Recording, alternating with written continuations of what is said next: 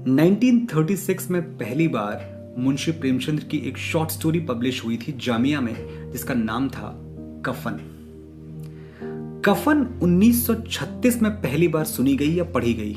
और मैं आपसे रिक्वेस्ट करूंगा कि कफन का जो यूनिवर्स है वो आपका यूनिवर्स नहीं है। आप में से ज्यादातर लोग जो इस वक्त मुझे देख रहे हैं, आप उस माहौल में नहीं जीते। ना आपके सामने फसल का संकट है, ना लगान भरने का संकट है, ना भूख का संकट है, ना गरीबी का इतना बड़ा संकट होगा। लेकिन जब आपका देश, आपका समाज, हिंदुस्तान आज भी यहीं अटका हुआ है। शायद मैं और आप बहुत आगे निकल गए, लेकिन हिंदुस्तान का एक बहुत बड़ा तबका आज भी इस सिचुएशन से गुजरता है, इन मुश्किलों से जूझता है जो इस कहानी में कही गई है। तो प्रेमचंद्र साहब को सम्मान देते हुए और उनकी कलम को सम्मान देते हुए मैं गुजारिश करता हूं कि आप उस इलाके में ट्रांसपोर्ट हो जाएं, उस समय में ट्रांसपोर्ट हो जाएं जहां जाकर ये कहानी लिखी गई है। अब ये कहानी है किसकी, एक छोटी सी भूमिका बताऊंगा और फिर हम ये कहानी पढ़ना शुरू करेंगे। ये कहानी है घीसू और माधव की। घीसू और माधव बाप बेटे हैं, घीसू पिता है, माधव बेटा है। कहानी शुरू होती है बुधिया, जो कि माधव की पत्नी है, घीसू की बहू।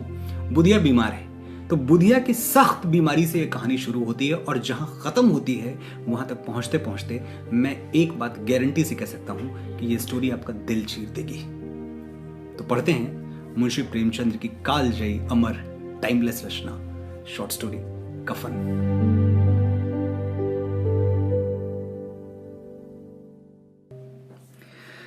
झोपड़े के द्वार पर बाप और बेटा दोनों एक बुझे हुए अलाव के सामने चुपचाप बैठे हुए हैं और अंदर बेटे की जवान बीवी बुधिया प्रसव वेदना में पछाड़ खा रही थी। शी वॉज प्रेग्नेंट, उसको डिलीवरी होने वाली थी। रह रहकर उसके मुंह से ऐसी दिल हिला देने वाली आवाज निकलती थी कि दोनों कलेजा थाम लेते। जाड़ों की रात थी, प्रकृति सन्नाटे में डूबी हुई, सारा गांव अंधकार में लय हो गया था। घीसू ने कहा, मालूम होता है बचेगी नहीं, सारा दिन दौड़ते हो गया, जा देख तो आ। माधव चिढ़कर बोला, मरना ही है तो जल्दी मर क्यों नहीं जाती, देख कर क्या करूं। तू बड़ा बेदर्द है बे, साल भर जिसके साथ सुख चैन से रहा उसी के साथ इतनी बेवफाई। तो मुझसे तो उसका तड़पना और हाथ पांव पटकना नहीं देखा जाता। चमारों का कुनबा था और सारे गांव में बदनाम। घीसू एक दिन काम करता तो 3 दिन आराम। घीसू पिता है, मैं आपको दोबारा याद दिला रहा हूं, घीसू पिता है, माधव बेटा है और माधव की पत्नी इस वक्त प्रसव पीड़ा में त्रस्त है, प्रसव पीड़ा से तड़प रही है। माधव इतना कामचोर था कि आध घंटे काम करता तो घंटे भर चिलम पीता, इसलिए उन्हें कहीं मजदूरी नहीं मिलती थी। घर में मुट्ठी भर भी अनाज मौजूद हो तो उनके लिए काम करने की कसम थी। जब 2-4 फांके हो जाते तो घीसू पेड़ पर चढ़कर लकड़ियां तोड़ लाता और माधव बाजार में बेच देता। और जब तक वो पैसे रहते दोनों इधर उधर मारे मारे फिरते। जब फांके की नौबत आ जाती तो फिर लकड़ियां तोड़ते या मजदूरी तलाश करते। गांव में काम की कमी न थी, किसानों का गांव था, मेहनती आदमी के लिए 50 काम थे। मगर इन दोनों को उसी वक्त बुलाते जब 2 आदमियों से एक का काम पाकर भी संतोष कर लेने के सिवा कोई चारा ना होता। यानी बड़े मजबूरी में ये दोनों बुलाए जाते थे, इतने आलसी थे। अगर दोनों साधु होते तो उन्हें संतोष और धैर्य के लिए संयम और नियम की जरूरत ना होती। ये तो इनकी प्रकृति थी। संतोष और धैर्य इनको नेचुरली आता था क्योंकि आलसी थे। अब यहां आप देखें तो ये डार्क ह्यूमर है जिस तरह से मुंशी प्रेमचंद्र इस कहानी को अप्रोच कर रहे हैं। अगर दोनों साधु होते तो उन्हें संतोष और धैर्य के लिए संयम और नियम की जरूरत न होती। ये तो इनकी प्रकृति थी। विचित्र जीवन था इनका। घर में मिट्टी के 2-4 बर्तन के सिवा कोई संपत्ति नहीं। फटे चीथड़ों से अपनी नग्नता को ढांके हुए जिए जाते थे। संसार की चिंताओं से मुक्त, कर्ज से लदे हुए, गालियां भी खाते, मार भी खाते, मगर कोई भी गम नहीं। दीन इतने कि वसूली की बिल्कुल आशा न रहने पर भी लोग इन्हें कुछ न कुछ कर्ज दे ही देते थे। मटर आलू की फसल में दूसरों के खेतों से मटर या आलू उखाड़ लाते और भून भान कर खा लेते, या 10-5 ऊख उखाड़ लाते और रात को चूसते। ऊख यानी गन्ना, जिसको ईख भी कहते हैं। घीसू ने इसी आकाश वृत्ति से 60 साल की उम्र काट दी और माधव भी सपूत बेटे की तरह बाप ही के पद चिन्हों पर चल रहा था, बल्कि उसका नाम और भी उजागर कर रहा था। इस वक्त भी दोनों अलाव के सामने बैठे आलू भून रहे थे, जो कि किसी के खेत से खोद लाए थे। घीसू की स्त्री का तो बहुत दिन हुए देहांत हो गया था, यानी माधव की मां का। माधव का ब्याह पिछले साल हुआ था। जब से ये औरत आई थी उसने इस खानदान में व्यवस्था की नींव डाली थी और दोनों बेगैरतों का दोजख भरती रहती थी। जब से वो आई ये दोनों और भी आराम तलब हो गए, बल्कि कुछ अकड़ने भी लगे थे। कोई कार्य करने को बुलाता तो निर्व्याज भाव से दुगनी मंजूरी मांगते। वही औरत आज प्रसव वेदना से मर रही थी और ये दोनों शायद इसी इंतजार में थे कि वो मर जाए तो आराम से सोएं। घीसू ने आलू निकाल कर छीलते हुए कहा, जाकर देख तो क्या दशा है उसकी। चुड़ैल का फसाद होगा और क्या। यहां तो ओझा भी 1 रुपया मांगता है। माधव को भय था कि वो कोठरी में गया तो घीसू आलूओं का बड़ा भाग साफ कर देगा। बोला, मुझे वहां जाते हुए डर लगता है। अरे डर किस बात का, मैं तो हूं ही यहां, तो तुम ही जाकर देखो ना। मेरी औरत जब मर रही थी तो मैं 3 दिन तक उसके पास से हिला तक नहीं, और वो मुझसे लजाएगी कि नहीं। जिसका कभी मुंह नहीं देखा आज उसका उधड़ा हुआ बदन देखूं, उसे तन की सुध भी तो ना होगी। मुझे देख लेगी तो खुलकर हाथ पांव भी ना पटक सकेगी। मैं सोचता हूं कोई बाल बच्चा हुआ तो क्या होगा, सोंठ गुड़ तेल कुछ भी तो नहीं है घर में, सब कुछ आ जाएगा, भगवान दे तो। जो लोग अभी पैसा नहीं दे रहे वही कल बुलाकर रुपए देंगे। मेरे 9 लड़के हुए, घर में कभी कुछ न था, मगर भगवान ने किसी न किसी तरह बेड़ा पार लगा ही दिया। जिस समाज में रात दिन मेहनत करने वालों की हालत उनकी हालत से कुछ ज्यादा अच्छी न थी, और किसानों के मुकाबले में वह लोग जो किसानों की दुर्बलताओं का लाभ उठाना जानते थे कहीं ज्यादा संपन्न थे, वहां इस तरह की मनोवृत्ति पैदा हो जाना कोई अचरज की बात नहीं है। हम तो यही कहेंगे, घीसू किसानों से कहीं ज्यादा विचारवान था और किसानों के विचार शून्य समूह में शामिल होने के बदले बैठकबाजों की कुत्सित मंडली में जा मिला था। हाँ, उसमें यह शक्ति ना थी कि बैठकबाजों के नियम और नीति का पालन करता, इसलिए जहां उसकी मंडली के और लोग गांव के सरगना और मुखिया बने हुए थे उस पर सारा गांव उंगली उठाता था। फिर भी उसे ये तस्कीन तो थी ही कि अगर वो फटेहाल है तो कम से कम उसे किसानों किसी जी तोड़ मेहनत तो नहीं करनी पड़ती, और उसकी सरलता और निरीहता से दूसरे लोग बेजा फायदा तो नहीं उठाते। मुंशी प्रेमचंद्र यहाँ एक ऐसा मंजर दिखा रहे हैं जो कि सोचने वाला है। एक तरफ वो लोग हैं, वो किसान जो दिन रात मजदूरी करते हैं, मेहनत करते हैं, पसीना बहाते हैं, और एक तरफ ये घीसू और माधव हैं जो एकदम निठल्ले हैं, एकदम नाकारा हैं, लेकिन उन मेहनत कशों की और इन निठल्लों की जिंदगी में कोई ज्यादा फर्क नहीं है। तो वहां इतना पसीना बहाकर भी क्या मिल रहा है और यहां कुछ ना करके भी हालत वैसी ही है। तो शायद ये एक पैराडॉक्स है हमारे समाज का जिस पे ध्यान जाना चाहिए। मैंने इसीलिए आपसे कहा कि वो जो यूनिवर्स है वो यूनिवर्स आज भी एग्जिस्ट करता है। आज भी अगर आप गांव में जाएं तो आप देखेंगे कि किसानों को, मजदूरों को गरीबी के सिवाय आखिर में कुछ नहीं आता। शाहिर ने अपनी एक नज्म में इस बात का जिक्र किया था कि वो खेत जिनका जोबन फटा पड़ रहा है उनमें सिर्फ भूख क्यों उगती है। तो आज भी खेतों में अक्सर सिर्फ भूख पैदा होती है। वापस लौटते हैं कहानी पे। दोनों आलू निकाल निकाल कर जलते जलते खाने लगे। कल से कुछ खाया नहीं था, इतना सब्र न था कि उसे ठंडा हो जाने दें। कई बार दोनों की जबानें जल गईं। छिल जाने पर आलू का बाहरी हिस्सा बहुत ज्यादा गर्म मालूम ना होता था, लेकिन दांतों के तले पड़ते ही अंदर का हिस्सा जबान, हलक और तालू को जला देता था, और उस अंगारे को मुंह में रखने से ज्यादा खैरियत इसी में थी कि वो अंदर पहुंच जाए। आपने गर्म आलू, उबले हुए आलू खाए जरूर होंगे, लेकिन मैं दावे से कह सकता हूं कि इतना डिटेल में कभी सोचा नहीं होगा जितना डिटेल में मुंशी प्रेमचंद्र ने सोचा। मैं फिर से दोहराऊंगा, दोनों आलू निकाल निकाल कर जलते जलते खाने लगे। कल से कुछ नहीं खाया था, इतना सब्र ना था कि उन्हें ठंडा हो जाने दें। कई बार दोनों की जबानें जल गईं।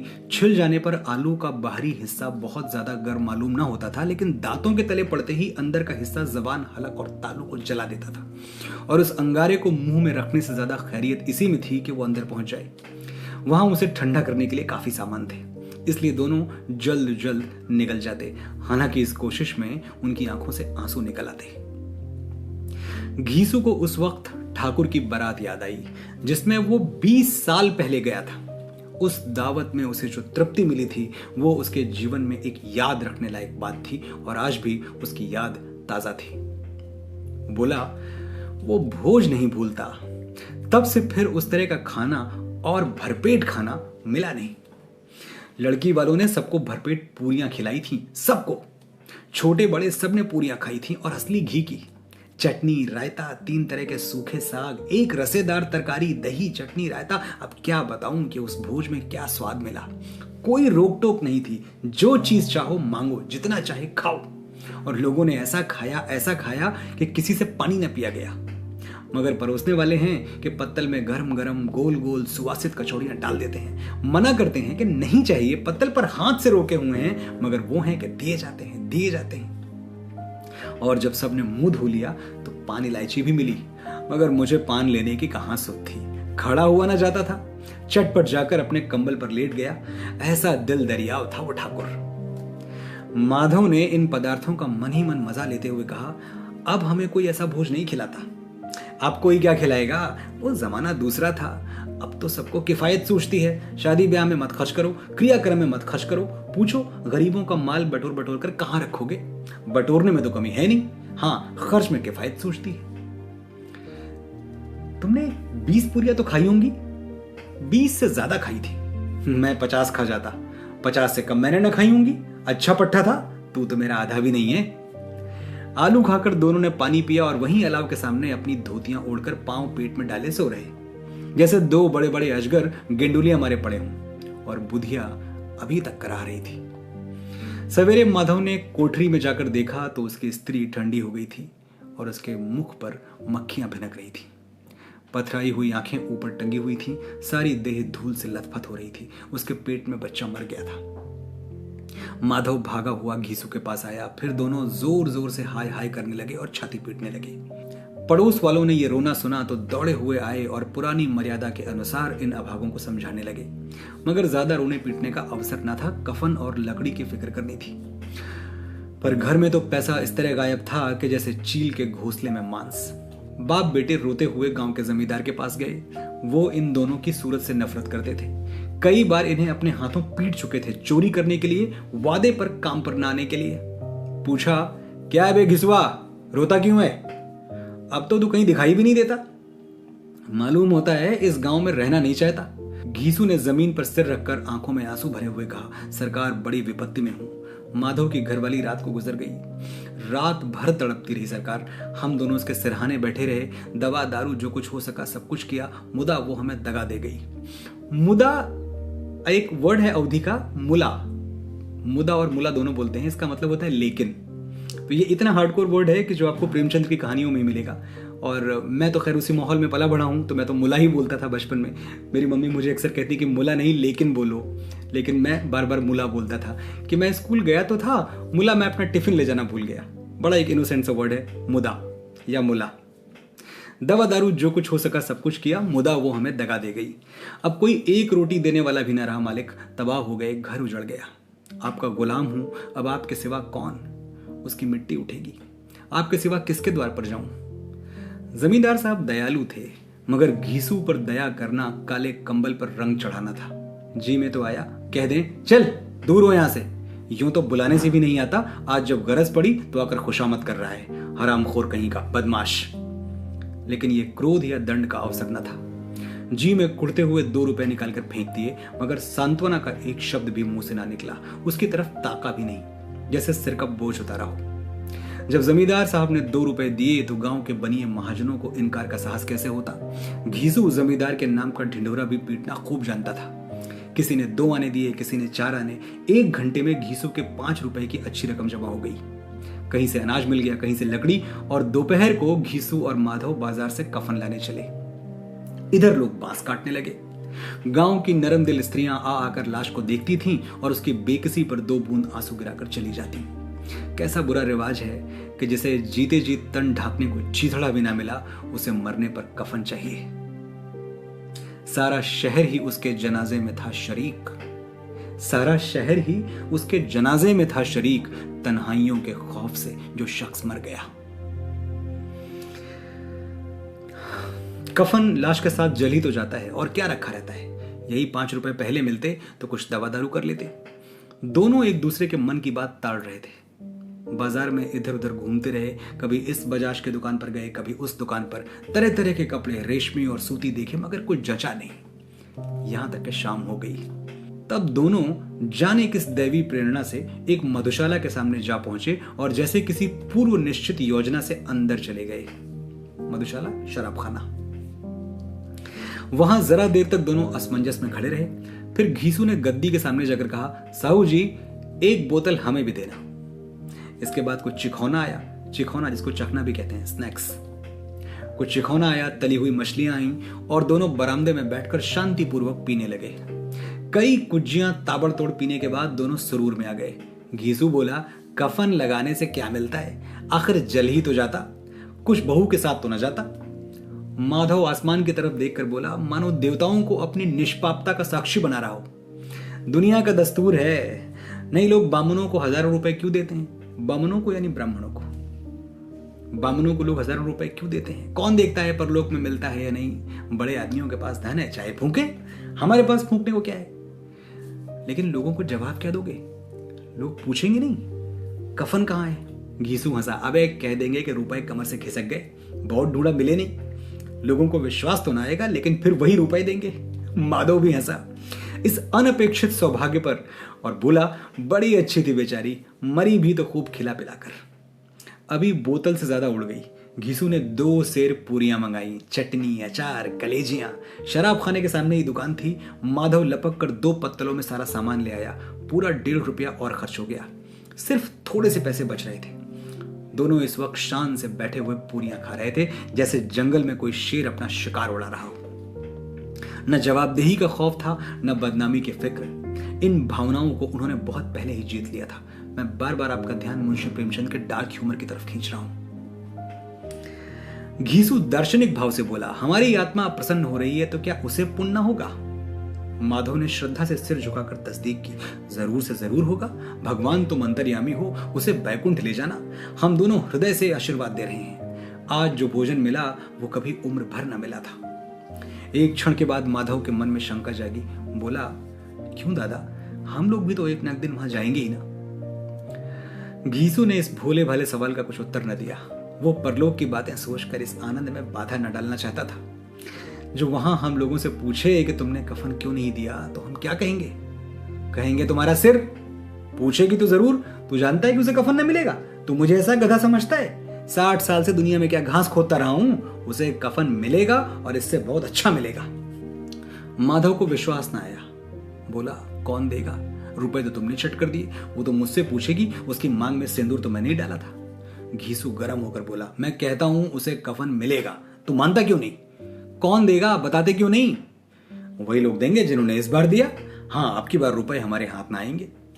ज्यों ज्यों अंधेरा बढ़ता था और सितारों की चमक तेज होती थी, मधुशाला की रौनक भी बढ़ती जाती थी।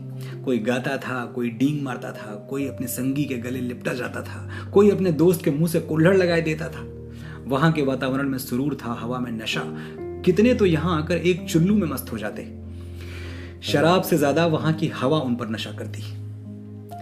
जीवन की बाधाएं खींच लेती थीं और कुछ देर के लिए वे भूल जाते थे कि वे जीते हैं या मरते हैं, या न जीते हैं न मरते हैं। और ये दोनों बाप बेटा अब भी मजे ले लेकर चुस्कियां ले रहे थे। सबकी निगाहें इनकी ओर जमी हुई थीं।